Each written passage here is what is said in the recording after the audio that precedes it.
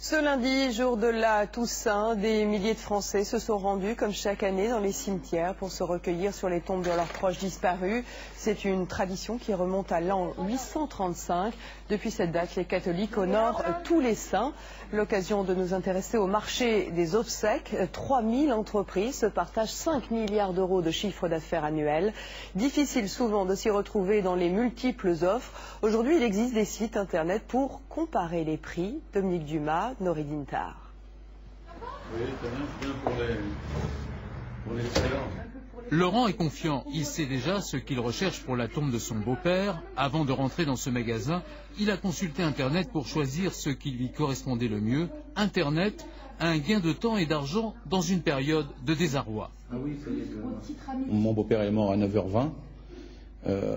Une heure après, j'ai fait ma demande sur Internet.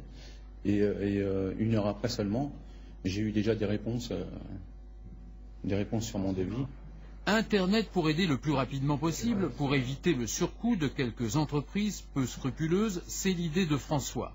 Depuis 2 ans, cet entrepreneur propose en 1 heure à peine 4 ou 5 devis d'obsèques calculés au plus juste lors d'un décès, un outil précieux pour les familles.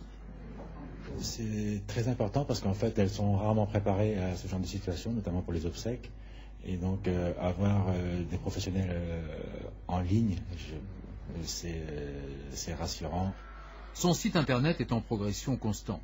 Il enregistre 1000 à 1200 connexions par semaine. Pas étonnant pour un secteur qui ne connaît pas la crise. 538 000 décès en 2009 en France et de plus en plus de familles et de personnes seules face à la mort ont besoin de conseils.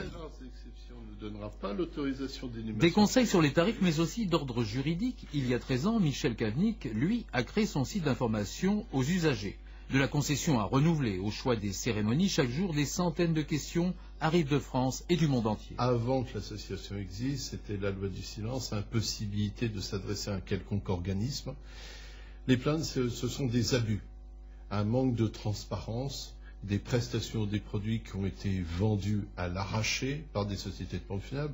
Tous ces sites sur Internet permettent d'y voir plus clair parmi les 3000 entreprises qui évoluent dans un marché où les prix sont libres.